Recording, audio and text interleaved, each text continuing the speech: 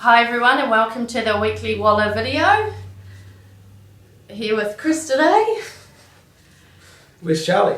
Charlie's on holiday. Charlie's on holiday. Charlie's Yeah. in England, taking his bride-to-be, Kathy O'Hara, home to meet the in-laws, the family. Going on a skiing trip. In fact, we've got a report from Charlie that they've been hunting overnight. Yeah, I saw some photos of that. And I think there's 14 Duckworths and one O'Hara going on a family skiing trip to where? France? Yep, I think so. So well done, Charlie. You've worked hard. You deserve it, and all the best. Maybe what? Might be 15 Duckworths after this be. trip. Alright, firstly we'll talk about the debate on the track firmness that came to head in Melbourne during the week. There are a few arguments raised by Rob Waterhouse and Lee Friedman. They both had different perspectives. What are your thoughts? My thoughts are the horses should come home safely after every race, meaning more important than wagering and anything else. Horse welfare, rider safety, anything else that goes with it. So what is the right track? Well, people need to sit down and talk about it. Some people say more horses have injuries on heavy tracks than good tracks. Everybody has a different opinion. It's silly airing these opinions in public because you just create a no-win situation. Everybody's got a different opinion in this game. Personally, I like a good 4-track, and I think it was very important when they changed the rating 4 to the terminology good, not dead, because I think when it was called a dead 4, people perceived it as being a slightly wetter track. But in my opinion, a good 4-track is perfect. It's what horses appreciate. I see 1,500 horses coming home from the races every year, and I can see that they appreciate the 4-5 tracks more so than a 2. Now, let's be honest, there's a lot of good 3 tracks. There's a lot that are perfect, but there's a lot that are bordering on a 2. And it's no one's fault. It's simply the fact that weather conditions, wind, watering, not quite got right because of waiting for an anticipated rain, or winds blowing from different directions, or unexpected hot weather, or long periods of weather. There's so many reasons, but let's not beat each other up. Let's try and work together. That's what I think. So, like many things in racing, everybody's got opinions, but very rarely do people work together and make progress. So that would be my challenge to people. Work together and get it right. Don't blame Caulfield for having a rock hard track when they have their meeting. We all know it happens, but it's silly that everybody blames them every year and nothing happens. Everybody's got different reasons. Well, let's put it all together and try and get some uniform tracks so it's the same every Saturday. That's what's fair for the punters, because as much as I said horses come before the punter, well, that is true, but the punters are so important. The punters need a bit of assurance to know that it's going to be the same track every Saturday. Very good. It's not very good, that's my opinion. Well, good. You put it across well. One thing I will say, that the Flemington Cup week, and like obviously a lot of this debate is coming around Flemington and Melbourne tracks. Cup week, I thought the track was perfect. We had a lot of runners and they all came home safely. They all pulled up well. Wasn't jockeys complaining about tracks. That's the first sign. You'll get jockeys complaining about the track, saying how hard it is. That's where we get our information from. And secondly, we see the horses coming home. But Flemington through Cup week, it was dead set perfect. Yeah. And secondly, it was sad news coming out of New Zealand on Sunday. Rebecca Black passed away after a race. Tragic. It's just hard to believe. You go to the races, and she went to the races with her family, and obviously it's part of her job. She enjoys what she's doing, and a very successful rider. I noticed she's been winning races over jumps and on the flat, and a well-respected person, and for that to happen, that's just terrible. So fortunately the racing industry is pretty compassionate. They do stick together, and I see there's some places you can donate money to, and They're setting up a trust fund she's got 3 children. Yeah, very, very sad. And I think Australia sees New Zealand as basically a state of Australia in terms of accidents like this, and it's good to see Australia acknowledging her. Alright, shall we run through our runners? We'll start off at Rosehill on Saturday. Big day at Rosehill. Yep, the first race you've got Tangled, first starter. Very nice 2-year-old by Snitzel. Big horse out of an Oaks winner from New Zealand, Bramble Rose.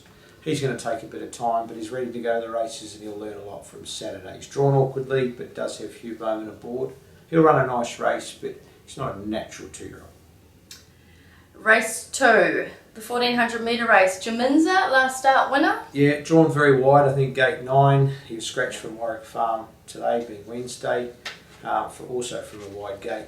Very impressive last start. He was 3 wide on that occasion, still won impressively. Admittedly, it was a maiden going to Saturday racing, but $100,000 on offer. He gets a good chance at that prize money.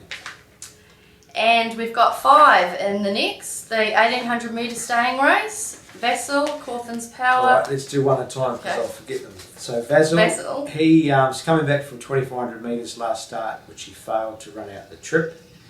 He's had an up and down preparation, showing a glimpse of his form from last preparation where he was very impressive. He needs good tracks, he needs things in his favour. He's starting to work a bit better. He's close to getting back to winning form. Cawthon's Power, James Doyle, Barry 5. Hasn't done enough to please me in his work. I can't find anything wrong with him, but he's not going anywhere near as well as he was when he was winning last preparation. So that's horses, they can take a bit of working out. I haven't got to the bottom of him yet. I hope I'm wrong, but hence the reason I've stepped him up to the 1800, hoping that he can just finish off a bit better than he has last start. Then we have Multifacets, he's in good form. Very good form. Second last start, beaten in small margin and obviously winning prior to that. Both runs were at Rosehill. He's going well. Tommy Berry's aboard, he's drawn good gate. He's probably the pick. Rumourfile. Very impressive winner 2 starts ago. Don't think the race was run fast enough for him on last start. And the same could be said for this Saturday. I haven't had a good look at the speed match yet, but he needs a bit of pressure on up front. Evans, of course, coming back to 1800, so that's sounding negatives, but his work's been good. And lastly in this race, Montauk. He's drawn very wide. Glenn Schofield rides and he knows the horse well. He's not far away and he hasn't had much luck this preparation, albeit winning a midweek race at Canterbury. Subsequent runs have been unlucky, so he's not far away and he won't be far away on Saturday. Then we move to the fillies and mares race. We've got the 3 runners. Eco Gal.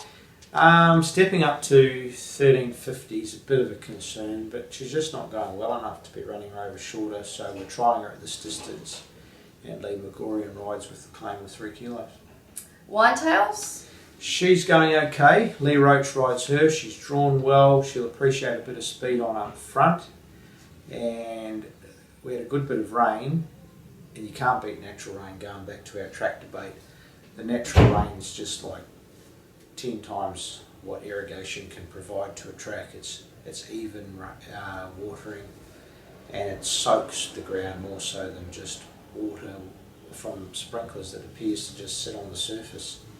So track's fantastic and will really suit Whitetails. Lee managed to get her to jump a lot better last start, which was good. And Harlem Lady. Hugh Bowman rides barrier 1, 1350 will suit her better. She was outsped first up over 1200. This race will suit her a lot better. Then we move to Hursley and Hogmanay. Hursley, first up 1500, massive weight to carry. I think he'll need the run, but he trialled Tuesday, didn't try too bad, but I think 2000 metres will suit him better.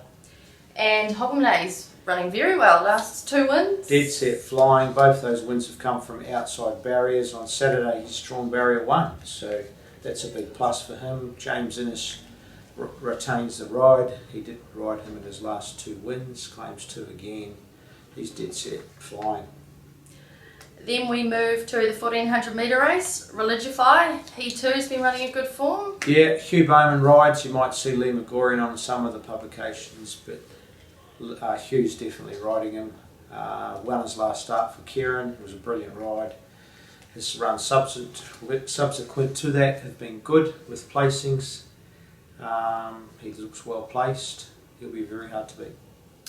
Sonic Swish. Terrific run last start.